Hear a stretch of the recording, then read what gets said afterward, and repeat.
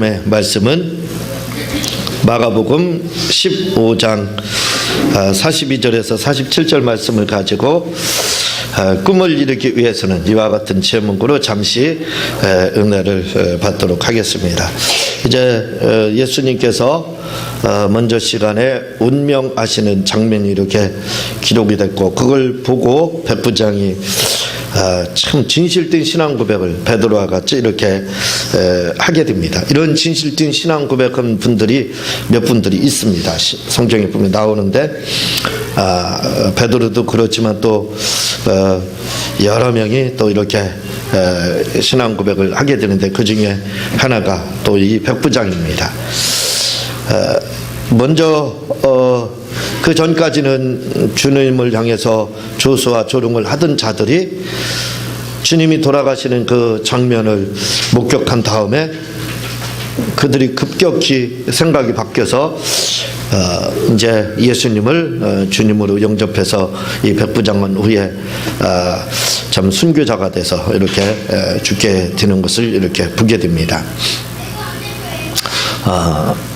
그래서 체험적인 믿음이 중요하다라고 말씀을 드렸고, 오늘은 이제 예수님이 그 십자가에 달리셔서 돌아가셨습니다. 이때가 언제냐면 안식일 전날, 그러니까 금요일입니다. 금요일 오후 3시, 금요일 6시부터 그 다음날 6시까지 그들은 이제 안식일이 되는데, 요 날은 유월절하고 겹친 성일입니다. 6월절이 시작도 역시 안식일로 저녁에 이렇게 시작이 되는데 같이 겹쳐서 지금 그 날입니다. 명절 전날에 해당하는 거죠. 그래서 예수님이 이제 죽으시고 3시에 예수님께서 운명을 하시게 되고, 이게 그 저물었다 이렇게 표현이 나오는 걸로 볼 때 예수님이 운명하신 다음에 한 2-3시간 정도 더 십자가에 머물러 있었지 않았을까 하는 생각을 이렇게 갖게 됩니다. 한 2시간 정도요. 그래서 저물었을 때 이제 예수님을 아리마다 사람 요셉이라는 사람에 의해서 요셉의 무덤에 이제 묻히게 되는 것이 본문의 말씀의 요지입니다. 한번 43절을 한번 읽어보도록 하겠습니다. 43절 시작. 아리마다 사람 요셉이 와서 강도의 빌라도에게 들어가 예수의 시체를 발견하니 이 사람은 공회원이요 하나님의 나라를 기다리는 자. 이 예수님의 시체를 요구했던 사람의 이름이 나오고 있습니다. 이 사람이 누구냐면 아리마대 요셉. 아리마대 요셉이라는 것은 아리마대 사람 요셉, 지명이라고 볼 수 있겠죠. 공주면 공주, 논산이면 논산, 부여면 부여, 부산이면 부산, 이런 그 지명입니다. 그러니까 거기 사람 요셉, 이렇게 이야기를 하고 있는데, 당시에 이 요셉이라는 이름도 굉장히 흔한 이름에 이렇게 해당합니다. 예수님의 이 예수라는 이름도 당시에 많이 있어서 그들의 이 이름과 차별하기 위해서 나사렛 예수 이렇게 불렀던 것처럼, 마찬가지로 이 요셉이라고 하면 어떤 사람을 말하는지 잘 모릅니다. 그러니까 어디 태생, 바로 요셉 이렇게 이야기할 때 바로 아리마대 사람 요셉 이렇게 이야기를 하는 겁니다. 근데 여기에 보면은 이 요셉에 대해서 더 자세히 소개되는 것이 마태복음 27장 57절에 나오고 있는데, 뭐라고 이야기를 하냐면 부자, 요셉은 부자였고 예수님의 제자였더라, 이렇게 표현을 하고 있습니다. 이 요셉이라는 이름을 가지고 있는데, 요셉이라는 이름을 가진 사람이 성경에는 굉장히 많이 있습니다. 그런데 이 요셉이라는 뜻은 점점 증가하다라는 뜻을 가지고 있고, 복받은 자다, 부자다, 그런 뜻을 가지고 있어요. 그래서 요셉이라는 이름을 가진 사람들은 다 당시에 보면은 부자였습니다. 그래서 이 야곱의 11번째 아들이었던 그 요셉도 국무총리가 되는 그 부유함을 차지하고, 또 이 아리마대 요셉이라고 하는 사람도 역시 다 마태복음에서는 바로 부자다 이렇게 소개를 하고 있고, 또 사도행전 4장 36절에 나오는 이 바나바라고 하는 사람, 이 사람도 뭐라고 말을 하고 있냐면, 그때 사도들이 바나바, 번역하면 의류의 아들이라고 부른 키프로스 태생의 레위 사람 요셉, 또 이렇게 현대인의 성경으로 번역한 겁니다. 거기 보면은 이 바나바라고 하는 사람도 바로 요셉이다 이렇게 되어 있습니다. 근데 이 바나바라고 하는 이 요셉도 굉장한 부자였습니다. 그래서 아나니아 삽비라가 요 요셉이, 바나바라고 하는 요셉이 전답을 다 팔아가지고 하나님 앞에 헌금으로 드리는 걸 보고 그 요셉을 통해서 감동을 받았죠. 그래서 또 그걸 보고 사도들이 감사하고, 또 그 은혜를, 그 혜택을 받은 분들이 성도들 중에 너무 많다 보니까, 부자였기 때문에, 부자여서 전답을 팔 수 있는 그런 자였어요. 그래서 이제 그걸 도전을 받고 아나니아 삽비라가 나도 저렇게 하면 사람들에게 존경을 받겠다 하는 그 욕심으로 결국 팔기는 팔았지만 일부만 약속한 걸 드리지 않아서 오히려 복이 되지 않고 해가 된 것이 사도행전 5장에 이렇게 나오고 있습니다. 그 영감을 제공한 사람이 바로 이 바나바라고 하는 사람이에요. 근데 이 사람이 이름도 바로 요셉입니다. 근데 이 바나바라고 하면 그 요셉이라고 할 때는 부자였어요. 부자였던 그 사람이 이제 바나바, 권위자라고 이렇게 되어 있는데, 개역 성경에는, 현대인의 성경에는 의로자 이렇게 되어 있습니다. 의로를 잘하는 사람. 아주 우리 성도, 그래서 바나바 사역, 요즘 뭐 그런 사역들 많이 하죠. 처음 나오신 성도들을 잘 적응을 하지 못하는 거 적응할 수 있게끔 옆에서 서포트 해주는 그 사역, 그걸 가리켜서 바로 이 바나바 사역이라고 하는데, 바나바가 그런 사역을 굉장히 잘했습니다. 사실은 이런 분들은 드러나지 않죠. 그러니까 사실은 드러나지 않기 때문에 훌륭한 일을 감당해서 하나님 나라의 상급만 바라보고 사는 그러한 바나바입니다. 그런 사역, 그런 사역들이 참 교회마다 필요하고, 우리 성도들은 또 그런 사역들을 다 감당을 하고 있어서 너무 잘 감사를 드리고 있습니다. 어쨌든 요셉이다 하면 부자, 점점 증가하다, 또 부자다, 그런 뜻을 가지고 있어서 요셉이라는 사람은 다 부자였습니다. 이 사람도 역시 부자였다 이거죠. 그래서 마태복음에서는 부자다 이렇게 소개를 하고 있습니다. 근데 이 중세에 우리 성경에 나와 있는 사람들을 보게 되면, 니고데모도 예수님의 시체를 장사 지내는데 도움을 줬어요. 요한복음 3장에 나오는, 그때 두 번 거듭나야 된다니까 어떻게 그런 일이 있습니까 하고 교계를 갸우뚱에다가 뒤돌아갔습니다. 그래서 마치 그렇게 보면은 니고데모도 구원받지 못한 것처럼 우리가 생각할 수 있지만, 여기 니고데모가 또 등장을 해서 요한복음에서는 예수님의 이 요셉과 같이, 아리마대 요셉과 같이 예수님의 장사에 도움을 주게 됩니다. 그 마찬가지로 부자 청년의 이야기도 그렇고, 성경에 등장했던 인물들이 우리는 여기까지만 합니다. 그래서 더 이상 성경에 대해서 깊이 바라보지 않고 그 문건을 연구하지 않았기 때문에 정의를 내립니다. 이 사람은 구원받지 못했다 이렇게 이야기를 합니다. 그렇지만 성경은 여기서 끝났지만 교회사는 남아 있습니다. 교회사라는 건 교회의 역사를 말을 하고 있어요. 이들의 신앙의 역사들, 이들의 기록들이 전성으로 문서로 다 내려오고 있습니다.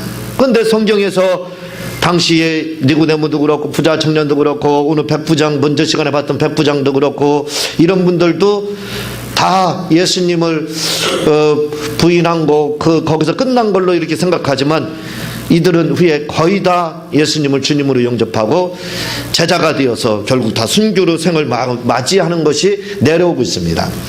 바로 이 아리마대 사람 요셉이라는 사람도 제자였지만 숨겨진 제자였죠. 70인 제자에 해당했었는지 모르지만, 이 사람도 여기서 성경이 끝나고 있지만, 그러나 이 사람의 전승은, 이 사람의 행위는 끝나지 않고 있습니다. 전승에 내려오는 것이 뭐냐면, 예수님이 성찬식을 할 때 했던 그 성백, 그 잔을 보관한 사람이 누구냐? 바로 이 아리마대 사람 요셉이다 이렇게 내려오고 있고, 이 요셉이라는 사람이 또 어떤 사람이냐면 예수님의 친인척이었다라고 이야기를 하고 있습니다. 그런데 이 말이 친인척이라고 이야기를 하는데 그럴 수도 있어요. 그냥 막연하게 친인척이었다라고 말할 수는 없습니다. 왜냐하면 구체적인 증거가 있습니다. 왜 그러냐면 이 시체를 달라고 할 때 제자들도 달라가지 못했어요. 다른 사람도요 달라가지 못했습니다. 그럴 수밖에 없었어요. 왜냐하면 당시에 죄를 지은 사람들의 시체는 아무에게 내려주지 않았습니다. 뿐만 아니라 내려주되 또한 강도나 흉악범죄를 저지른 그러한 죄인들은 유대의 로마의 법에 의하면 그들의 시체를 땅에 묻는 게 아니었습니다. 그대로 십자가에다 그냥 달아놔가지고 짐승이나 독수리 밥이 되게 해요. 그래서 독수리가 와서 눈을 빼먹는든지 뭐 이 코를 뜯어먹든지 해가지고 그렇게 시체를 매장하지 못하게 했습니다. 무덤에 하지 못하게 했어요. 예수님은 그 정도가 되지 않았고, 또 요셉이라는 사람이 공의원, 당시 국회의원에 해당하는 사람이었고, 또 예수님의 친척이 있을 가능성이 많다 이거죠. 왜냐하면 시체를 내려주되, 유대법은 또 다릅니다. 유대법은 신명기 21장 22절에 23절에서 말하는 것처럼 그 시체를 밤새도록 그대로 두지 말고 그날에 그를 매장해라 이렇게 하고 있습니다. 그러니까 유대인들의 그 관습은 또 달라서 시체를 바로 매장하는 게 아니라 바로 그날에 오래 나무에 달아두지 않게 되어 있습니다. 매장하게 되어 있지만, 그러나 로마의 법은 다르다 이거죠. 그 시체를 함부로 내려주지 않습니다. 그래서 완전하게 참으로 그 뒷마무리를 해서 짐승의 밥이 되게 이렇게 하는데, 그러면 시체를 누가 요구할 수 있느냐 할 때는 바로 친구나 친척들, 이런 사람들이 요구할 때, 그것도 로마의 그 용인날에, 다시 말하면 허락한에 바로 시체를 달라고 요구할 수가 있고 내려줄 수 있다는 겁니다. 그러니까 친구나 친척 외에는 시체를 요구할 수 있는 자격이 없다는 거예요. 그러니까 아마 아리마대 사람 요셉이 시체를 요구할 수 있었던 것은, 당시 제자들은 이미 다 요한 빼놓고는 다 꽁꽁 숨어 있었다 보면 되거든요. 멀리서 이 장면을 목격하고 있었겠죠. 훔쳐보듯이 그렇게 아마 보고 있었을 겁니다. 그러니까 이 시체를 마음대로 누구에게나 내려주는 것이 아니라 반드시 친한 친구나 또는 친척이 요구할 때만 가능하다고 했기 때문에, 아마 그래서 학자들은 추측하기를 이 요셉이라는 사람이 예수님의 친척이 아니었을까 이렇게 생각을 합니다. 그렇다면 이 사람은 귀족에 해당하다 이렇게 말하기 때문에 예수님의 신분도 귀족이었다 이렇게 또 연관해서 말씀하는 분들도 또 있습니다. 어쨌든 예수님의 시체를 요구를 하고 이 사람 무덤에 예수님을 장사하게 됩니다. 그리고 이 사람도, 이 아리마대 사람 요셉도 후에 이렇게 이제 이 이후에 예수님을 주님으로 영접하고, 이 공의원으로서 예수님의 시체를 뒤처리를 한다는 것은요, 이것은 목숨을 담보한 거랑 다름이 없습니다. 왜냐하면 그가 이렇게 요구함으로써 공의원이라고 하는 자격이 박탈이 돼요. 그리고 출교를 당합니다. 우리나라에서 교회에서 지금 헌법에는 출교가 있어요. 그래서 교회에서 바른 덕행을 해하지 못하면 나가 그런 출교가 교회 헌법에 있습니다. 그러나 아무도 그걸 시행하지 못하지요. 할 수가 없어요. 지금 시대는요. 이스라엘에도 유대교가 있습니다. 여기서 출교를 당하면요, 우리는 나가서 출교당하면 여기만 교회냐? 다른 교회 가면 되지. 그럴 수 있어요. 네, 그리고 여기서 당하면 다른 데로 가서 신앙생활하면 돼요. 유대에서 출교를 하는 것은요, 끝입니다. 매장입니다. 사회적으로 사회생활을 유치하지 못해요. 물건도 잘 사지도 못하고 누구랑 이야기도 못합니다. 완전히 기에르케고르가 말했던 피트적 예외자라고 예외자가 될 수 있습니다. 그러니까 완전 고독한 자, 혼자만 존재하는 그런 자가 돼요. 그러니까 아주 이런 모든 걸 다 감수해야 됩니다. 그러니까 자기의 모든 명예와 그리고 앞으로 그 공회에 출석하는 거 이런 걸 다 이제 회당에 출석하고 하는 걸 다 내려놓은 그 상태로 다 그런 마음을 가지고 요구할 수밖에 없는 거예요. 그래서 이 아리마다 요셉은 후에 그런 사람이 됩니다. 그래서 복음을 전하다 역시 순교를 당했다 하는 전승이 이렇게 내려오고 있습니다. 이때 요셉의 무덤에다 예수님을 장사하게 되는데, 이스라엘의 무덤은 돌무덤이죠. 그래서 가족장입니다. 그리고 가족장이고 합장이에요. 그래서 굴을 무덤이 하나 있으면 그 무덤에 사람 죽으면 할아버지 넣고 거기에다 아버지 넣고 그 다음에 자기 들어가고 자기 후손도 그리 들어갑니다. 그러니까 그 이스라엘의 무덤이라고 하는 것은 한 사람만 우리나라처럼 뭐 그냥 한 분만 모시는 게 아니에요. 조상이 다 들어가 있습니다. 이유는 간단합니다. 왜냐하면 그 알문화거든요. 알문화. 그 알이라는 것은 바로 하나님을 상징하는 거예요. 우리나라 무덤도 분봉이 동그란 거죠. 그게 바로 하나님을 상징하는 겁니다. 알문화거든요. 그래서 고향으로 돌아간다는 거예요. 무덤 자체가 조상으로 돌아가는 것이 뭐냐면 조상의 품으로 돌아가는 것. 우리의 조상이 아담으로 거슬러 올라가잖아요. 아담의 조상은 누가 보면 하나님이라 이렇게 되어 있습니다. 그러니까 하나님께로 가는 거예요. 하나님께. 조상에게 가는 건 하나님께로 가서 합장을 하게 됩니다. 가족묘로다. 그게 이스라엘의 문화예요. 그런데 예수님은 만약에 이런 상태에서 다 가족묘라고 해서 모든 사람이 들어있는 그 가족묘로다 예수님이 합장되듯이 만약에 무덤에 들어갔다면요, 부활했을 때 야 그게 어찌 예수님의 부활만 했느냐 하고 따질 수도 있습니다. 그 3대 조신 되시는 분이 부활했을 때 어떻게 하느냐 할 수도 있는 거예요.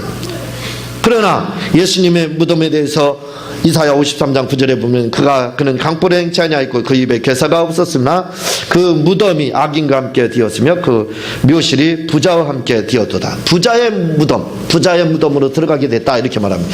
이 아리마대 사람이 요셉이라는 사람이 제가 보기에는 영감이 굉장히 뛰어난 사람입니다. 그래서 여기에 뭐라고 하면 하나님 나라를 기다리는 메시아를, 천국을 사모하고 기다렸던 그 사람이라고 나오고 있어요.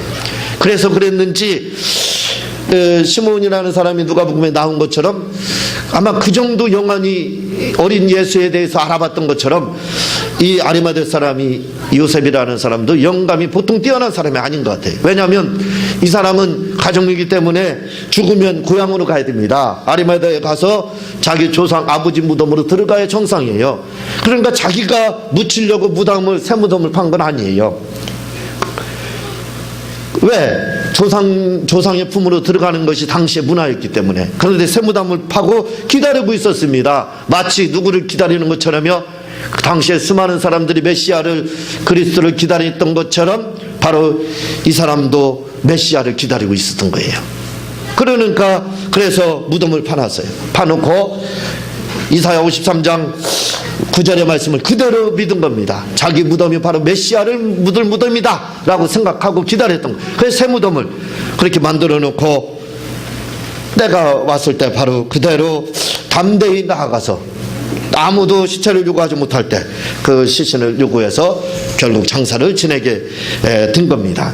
그러니까 이 사람의 영감이 굉장히 뛰어나지 않았을까 이렇게 생각을 합니다. 이 아리마대 요셉이라는 사람이 여기서 끝나지 않습니다. 이 사람이 후에 외의경이라는 책을 쓰게 되는데 거기에 아리마대 요셉의 증언이 나옵니다. 증언이 나오는데 뭐라고 나오냐면 예수님은 누명을 쓰고 죽였다는 거예요. 사실은 예수님은 누명을 쓴 건 맞아요. 죄인이 아닌데 죄인이 돼서 죽었잖아요. 누명 쓴 겁니다. 그렇지만 이 아리마대 요셉이 말하는 누명은 좀 다릅니다. 그 내용을 잠깐 읽어드리면 시간이 너무 갈 것 같고요. 이 요셉이라는 사람이 증언을 한 것 중에 하나가 뭐냐면 십자가에 달린 오른편의 사람과 왼편 강도에 대해서 말을 하고 있어요.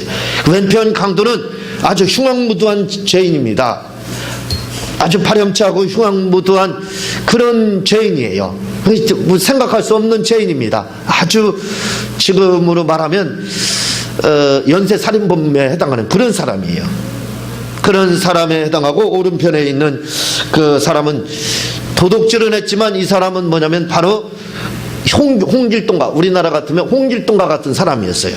그래서 부잣거 훔쳐다가 가난한 사람이 나눠주고 했는데 이 오른편에 있는 이 사람의 이름도 나고 있는데 다마스라고 하는 사람이에요. 이 사람이 무슨 일을 했냐면 모세가 쓴 모세오경을 훔쳤다는 거예요. 모세오경을 훔쳐 갔는데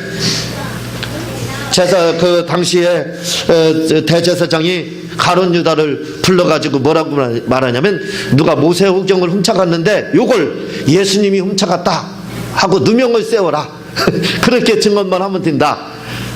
그래서 결국 예수님이 모세오경을 훔쳐간 걸로 뒤집어 씌워가지고 누명 씌워가지고 결국은 포위를 했다 하는 것이 이제 가레메다 요셉의 증언에 이렇게 나오고 있습니다. 뭐 이런 것들은 사실이 아니겠지만 사실이 아니고 그 잘못된 것이 해당하겠지만 이러한 또 아리마대 요셉은 거기서 그치지 않고 구체적인 그러한 마치 첨부를 이렇게 또 성경을 해주고 있는 것이 본문에 나오고 있습니다.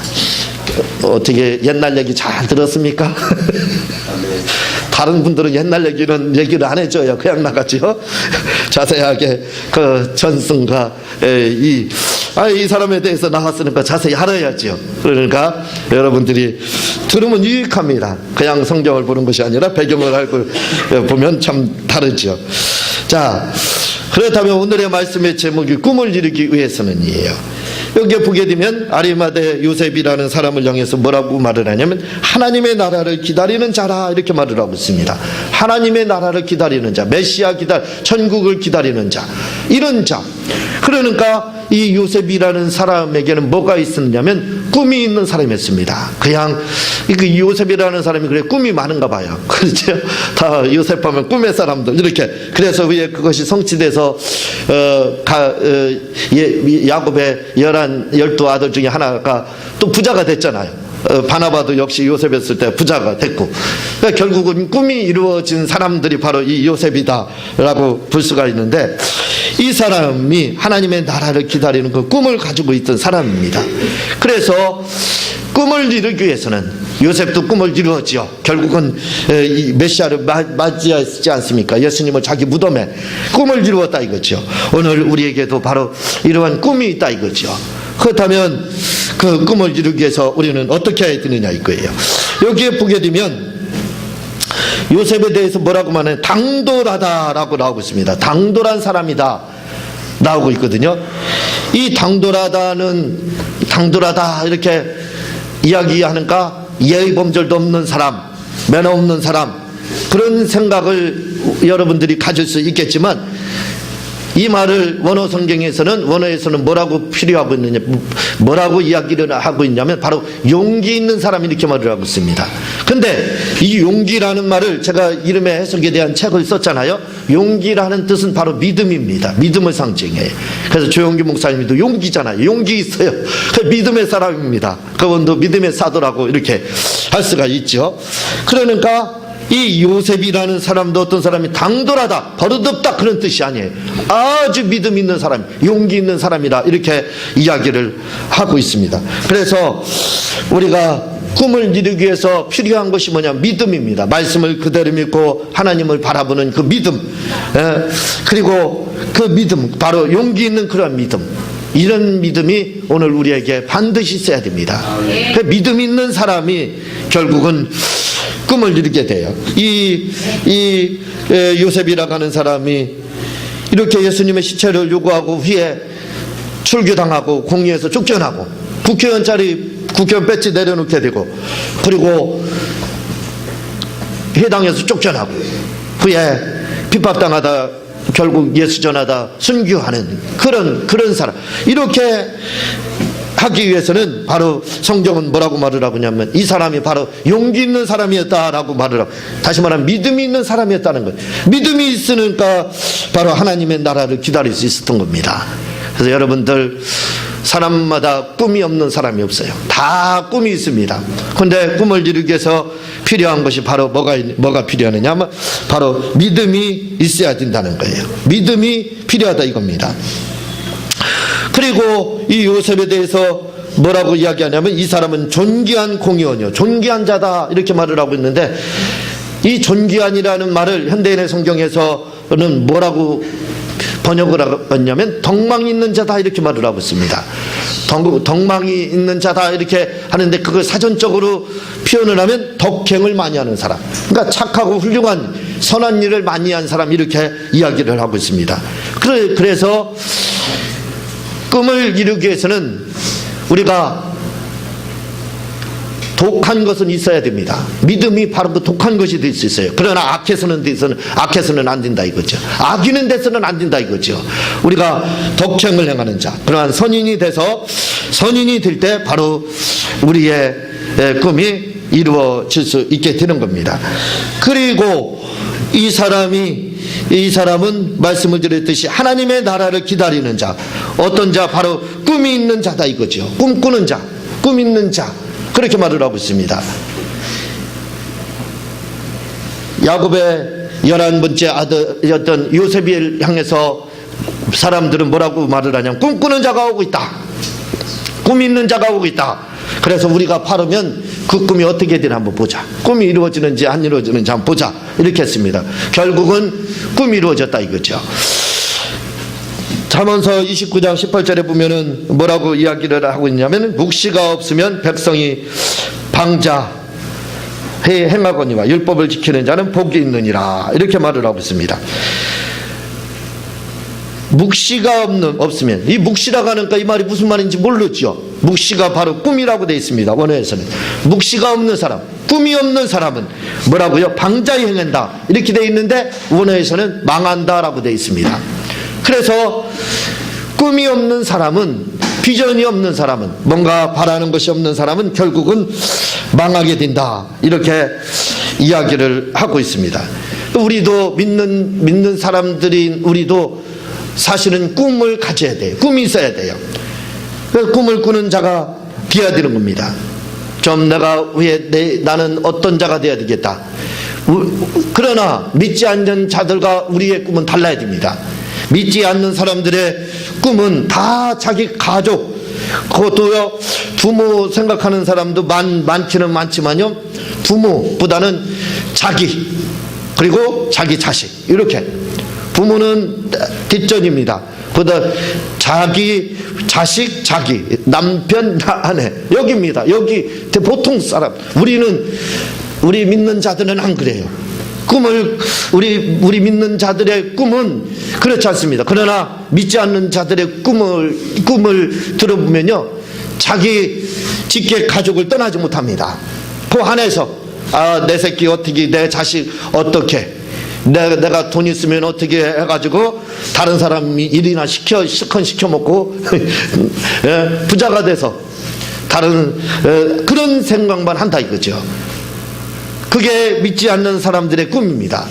결국은 그걸 다른 말로 표현을 하게 되면 자기 실속만 챙기고 이속만 챙기고 자기 배만 생각한다 이거죠.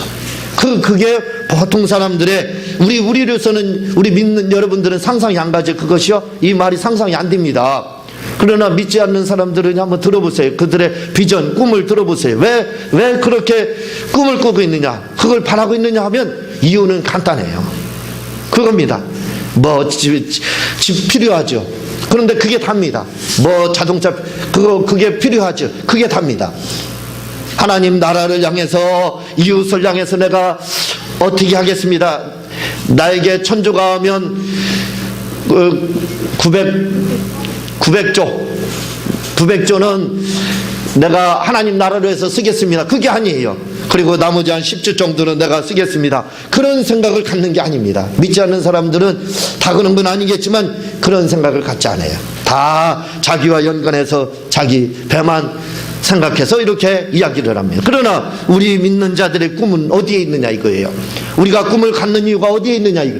요셉과 같이 우리가 꿈꾸는 이유는 간단합니다. 하나님 나라와 어쨌든 간에 연관이 되잖아요. 내가 어떻게 나에게 하나님이 복을 주시면 나는 하나님 나라를 위해서 어떻게 할 겁니다. 제가요, 많은 분들의 상담을 들으면서 이야기를 들으면요, 그런 분들이 굉장히 많이 있습니다. 이게 바람직한 거예요. 그렇게 후에 진짜 왔을 때, 복이 왔을 때 그렇게 할지 안 할지는 그건 두 번째 문제입니다. 첫 번째, 그분들이 하는 이야기가 뭐냐면요, 하나님이 나에게 복을 주시면 저는 뭐 선교사님들 많이 섬기고 교회를 몇 개 짓고 이런 말씀을 하셔요.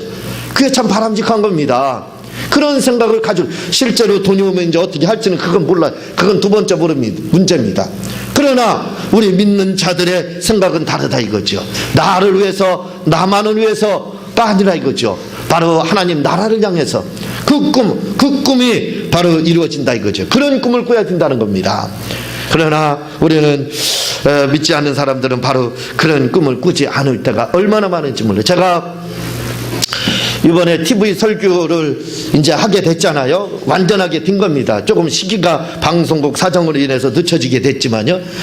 근데 제가 고등학교 때 예수님 믿고 졸업하고 대전에 와서 TV를 당시 새벽 6시 MBC를 틀으니까요, 어느 목사님이 뭐 2만 훌러덩 벗겨지고 그런 분이 나와가지고 뭐 했습니다 하면서 설교를 강력하게 하시는 거예요. 이야, 그분이 누군가 했더니 바로 조용기 목사님입니다. 아, 깜짝 놀랐어요. 그래서 제가 후에 신학을 하면서 꿈을 꾼 게 있습니다. 나는 반드시 방송 설교를 언젠가는 해야 되겠다. 이걸 내가 반드시 할 거다. 안 하면 안 될 것 같다 하는 생각을 이렇게 가졌습니다. 그 꿈을 꾸고, 그 청년의 꿈을 꾸고 열심히 노력을 했는데 결국은 꿈이 이제 나오면 이루어지는 거죠. 어쨌든요, 이루어지는 겁니다. 앞으로 2주 후면은 이루어지게 돼 있어요. 다음 주, 이번 주는가 돌아오는 주 말고 그 다음 주는가 다음 주 화요일 날 저녁 8시 50분부터 7시 15분까지 이렇게 나오잖아요. 그래서 우리가 그 꿈을 꾼 지가 벌써 27년입니다. 27년이 됐어요. 그렇지만 어쨌든 꿈은 이루어졌잖아요.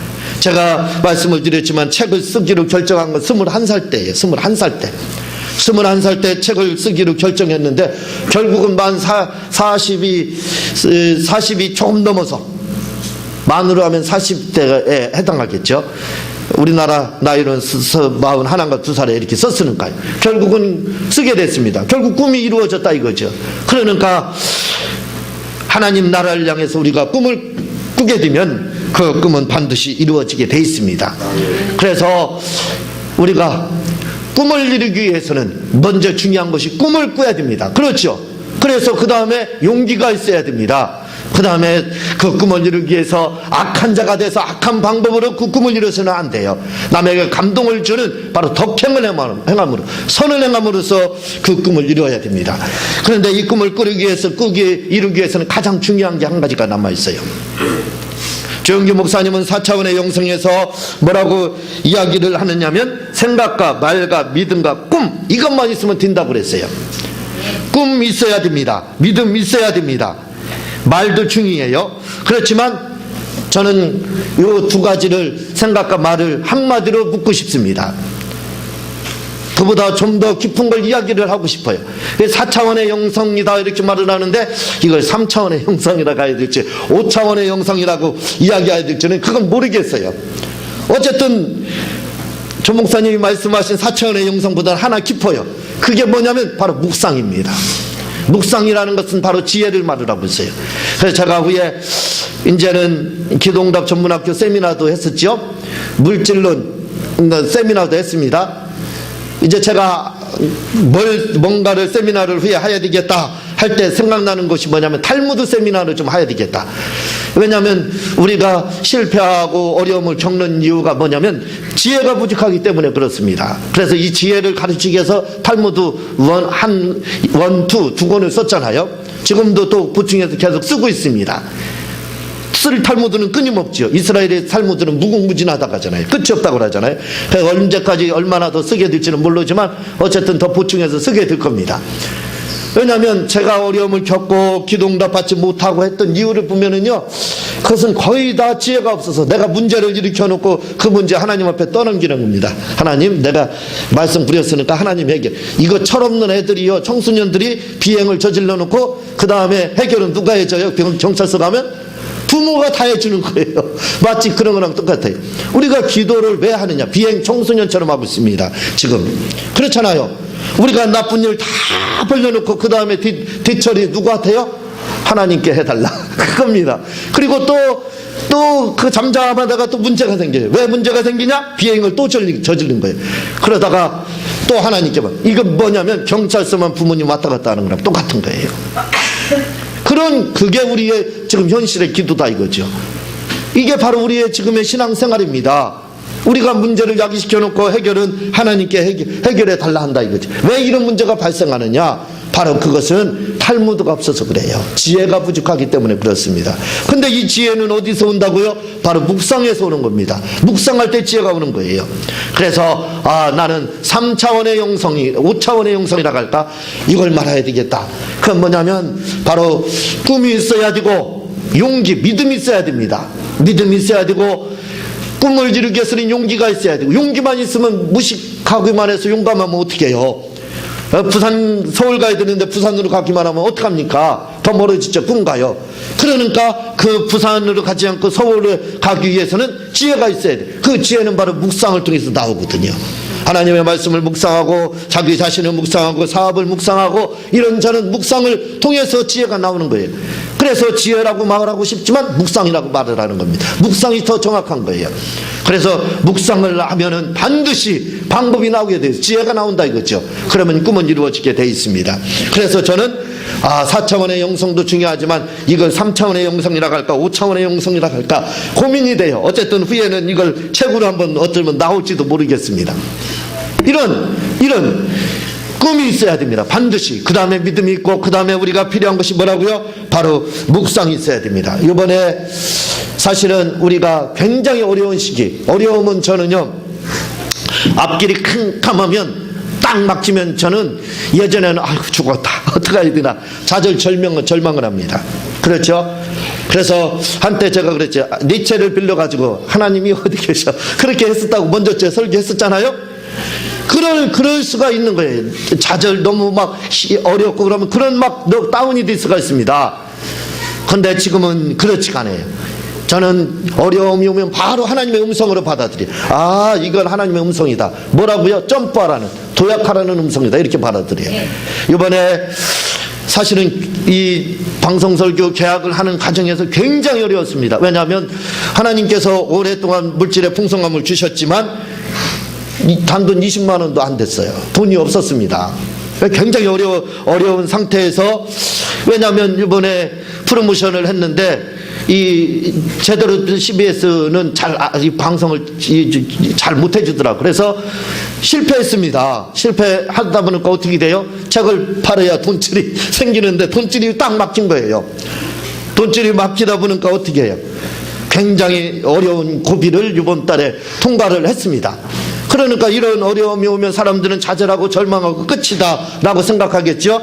그러나 저는 제 책 탈무드에서 말을 하기를 이렇게 막는 것은 도약하라는 방법을 바꾸라는 하나님의 음성이다 라고 받아들여서 기도를 했습니다. 그래서 라디오 설교를 하려고 이제 도전을 했는데 더 기도를 하니까 주님이 뭐라고 말씀하냐면 왜 너 라디오 설교만 생각하느냐, 한번 TV 설교 한번 알아봐라 해서 TV 설교를 알아본 겁니다. 그랬더니 가격이 생각보다 비싸지 않더라 이거죠. 그럼 뭐 도전을 해야 되겠다. 돈이 어디 있어요?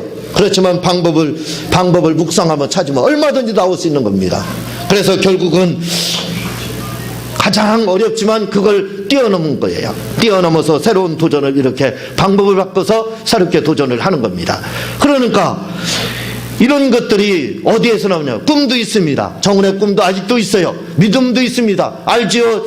제가 큰 교회 가서 교회 내놓으라고 한 것도 알잖아요. 그런 믿음도 있어요. 그러나 그것만으로 되는 게 아닙니다. 꿈을 이루기 위해서는 바로 묵상을 해야 돼.